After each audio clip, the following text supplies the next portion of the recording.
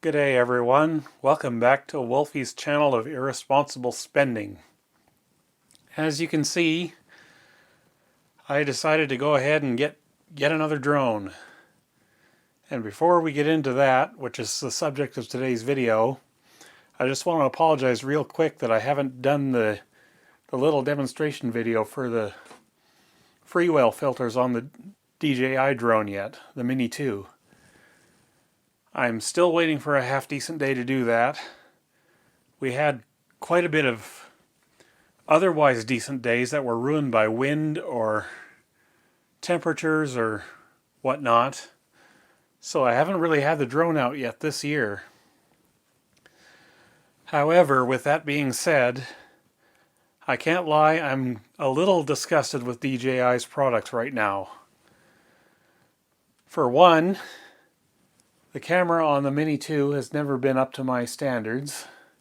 As you might expect, shooting with a Z50 and a D800, there's just no way to get that kind of image quality out of something this tiny, or so I thought.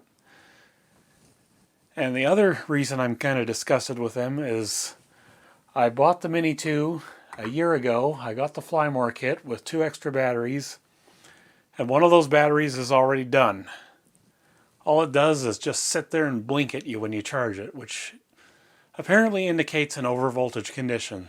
But yeah, just out of warranty, I'm screwed on that, so I gotta eat the cost of yet another new battery for a drone I've only had a year.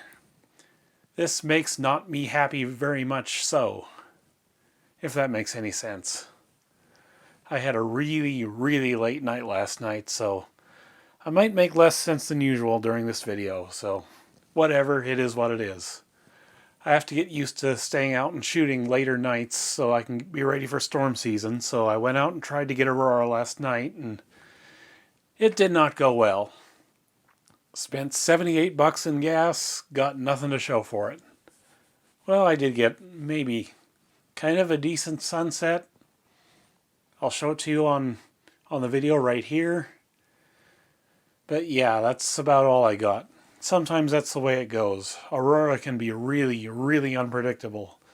It's even worse than lightning, if you ask me. So, sorry about that. I'm a little hoarse today.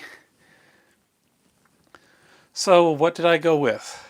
Well, as you can see here, I decided to go ahead and try Autel Robotics. I got their Evo Nano Plus. And the reason I got that is, one, Autel doesn't have any geofencing right now. And that's been a major issue with the DJI drone. In fact, it's probably the biggest issue.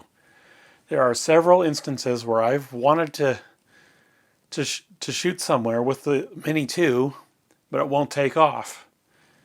Not because it's illegal to take off, mind you.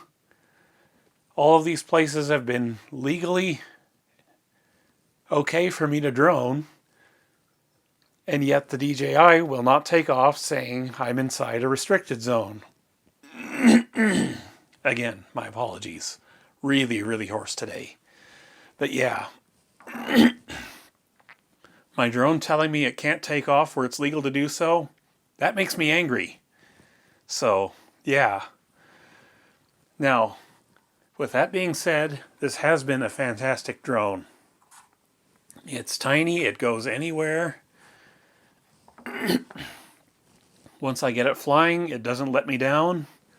But yeah, batteries that fail in a year, bad geofencing, I would rather just try something else.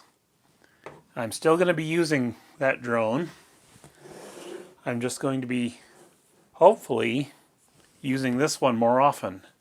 And the reason I went with this, instead of paying up the extra $300 or so to get a DJI Air 2S, which might have been a better experience than the Mini 2 was, but I still would have dealt with the geofencing.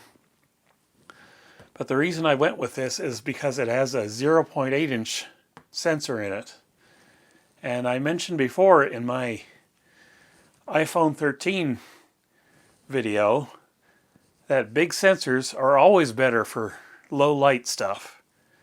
And if you know me, you know I like low light stuff. I have to have the performance there. So I'm hoping this will be a little bit closer to the quality of my D800 and Z50 than the Mini 2 is. But enough talking. Let's get this thing open. I want to see what's in there. And then we'll compare it against the Mini 2 as much as we can. I'm still going to need to get it out and play with it a while so I can get used to it before I can give you an idea on how it actually compares quality-wise. But at least for now we can get a look at it and compare the physical aspect of it to the Mini 2. And I've got something else to cut, don't I?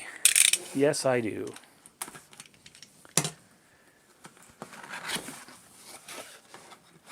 Okay. Like the Mini 2, it comes in a nice carrying case, apparently. And I have yet to use the carrying case that came with the Mini 2, because 99% of the time, when I've got that big Backlight Elite bag with me, I don't need the carrying case for the drone. I can just slip the drone right inside that gigantic bag. So, let's see what we got going on here. Got a little pouch up front for some stuff.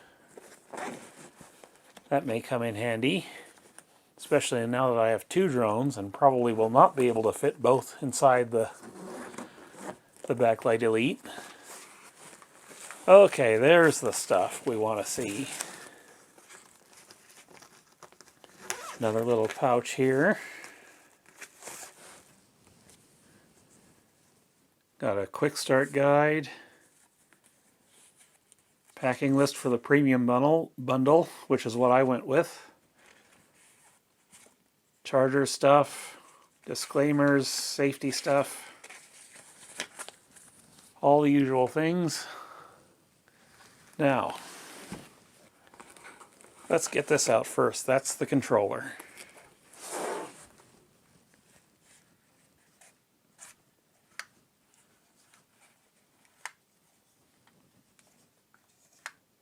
Wonder how well that would hold my phone in, honestly. The DJI remote is spring-loaded, which I've kind of come to appreciate. Oh, there it is. It's spring-loaded here, too.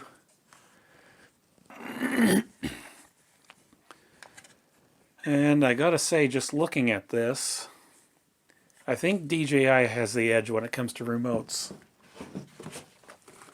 Let me just bring the remote over for the DJI here. See, with the DJI,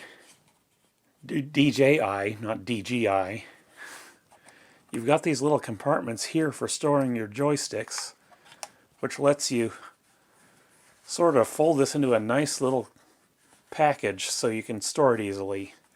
Also, when you extend this, I don't know if I can show you very well, but you can store the cable right down in there.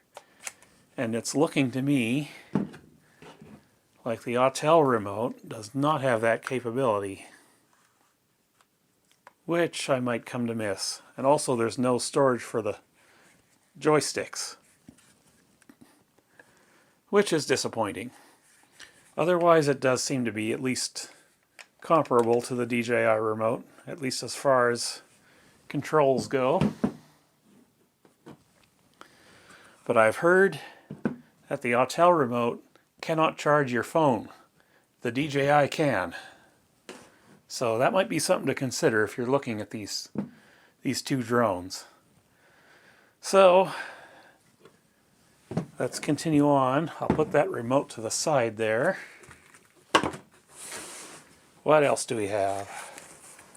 I'll make you wait until last to get at the drone itself.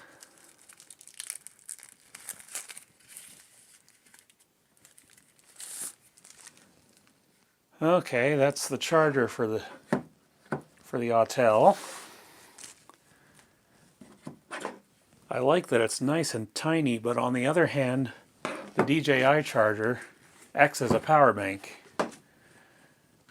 So you can use your DJI charger to charge your phone or whatever you want.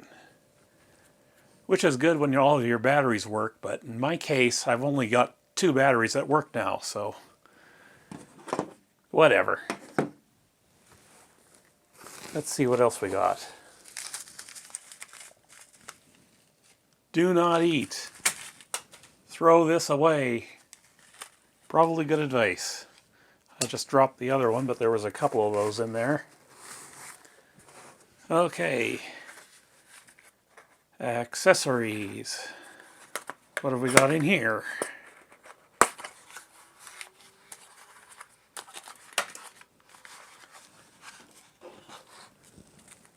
Oh, those will be a couple of propellers. Couple more propellers.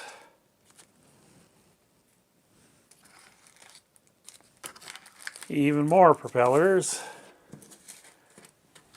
I have to say, I kind of hope these are as easily to tell apart as the props for the DJI, because on the DJI here, some of these are different from each other. The front ones and the rear ones all have their own unique propellers, and it's kind of easy to tell them apart. Let me just show you.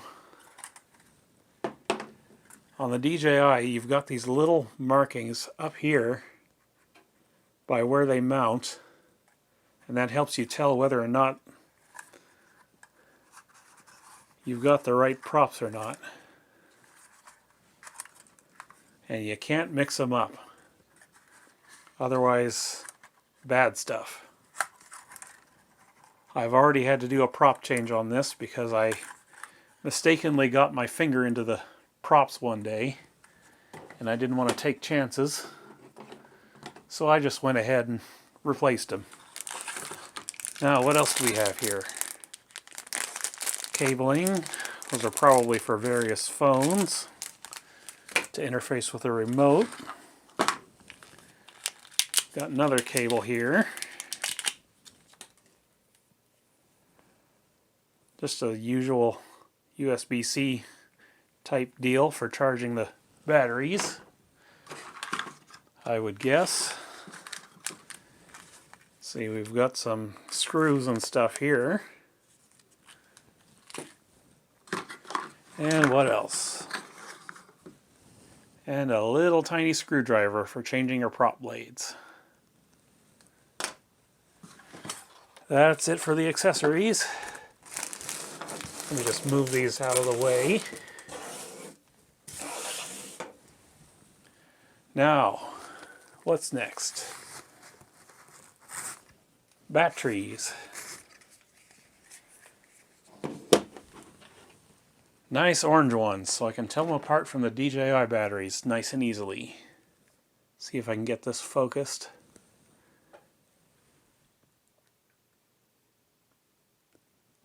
I'm having trouble reading that, but it looks like 2250 milliampere hours.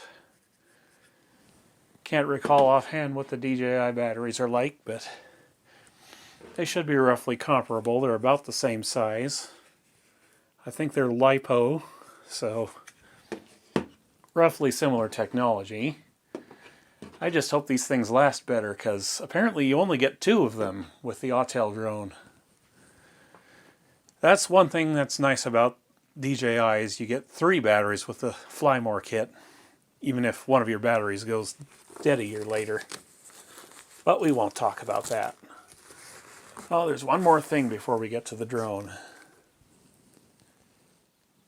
Nice little USB-C battery charger. Don't know offhand if it supports power delivery or not. It looks like it does. I'll just hold it up here.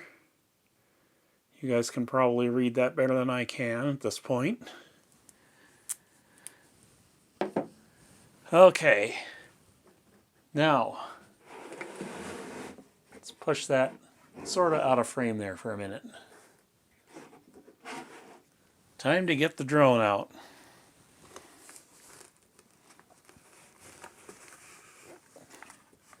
And there it is.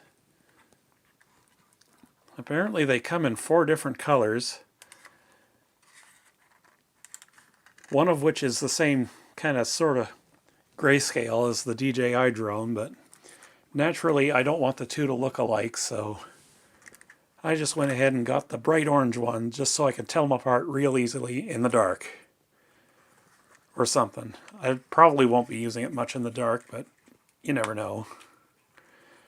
Actually, before I take this off, let's just get the DJI over here and we'll compare sizes. They look roughly the same size to me. Just for comparison, there's my 8.5-inch hand next to them. So yeah, the other thing I really like about this drone is that it has obstacle detection far beyond, well, not far beyond, but at least beyond what the Mini 2 has. The Mini 2 only has downwards sensors. This one has sensors in front and in back too, it looks like. So I've got obstacle sensing now. Well, more useful obstacle sensing. The Air 2S obviously would have been better, but I didn't buy that one, so, and I may never buy that one. I'm not sure yet. I'm really wanting one of the big boy drones, but I'm just not sure if it's going to be DJI at this point because I've been so disappointed with that battery issue and the geofencing on the Mini 2, so I gotta make up my mind on that.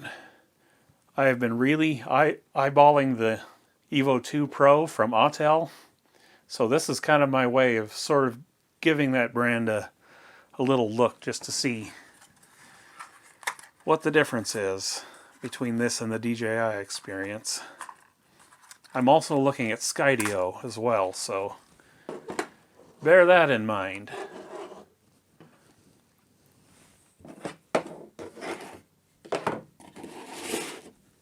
Now we will unfurl the drone and see what it looks like.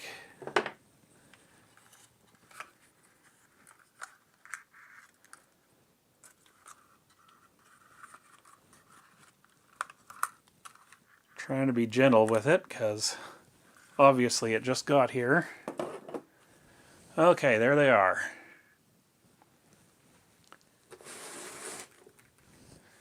Yeah, they're about the same size, about the same flight time, maybe a little bit less for this drone because it's got obstacle detection that this thing doesn't. And one thing I really wish is that either one of these had 4K 60 recording capability, but just thinking about that for a second, the only drones that do have that kind of capability are over the 249 or so gram limit. So you would have to register those drones and also get a license here in Canada. And I don't have that license yet. So I do plan on getting it. I'll jump on that as soon as I actually order something a lot bigger than either one of these. But yeah, let's take a look at the camera gimbals here too.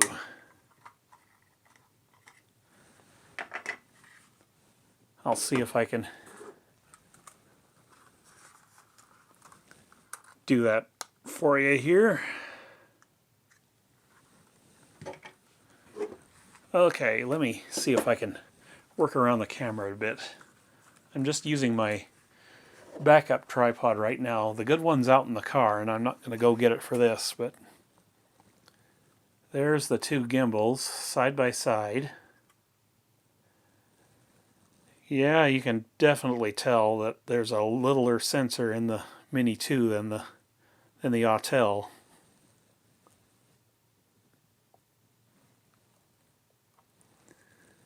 So they're roughly equivalent for recording capability. Because 4K 60, yeah, I know I'm kind of jumping around. Like I said, I'm tired.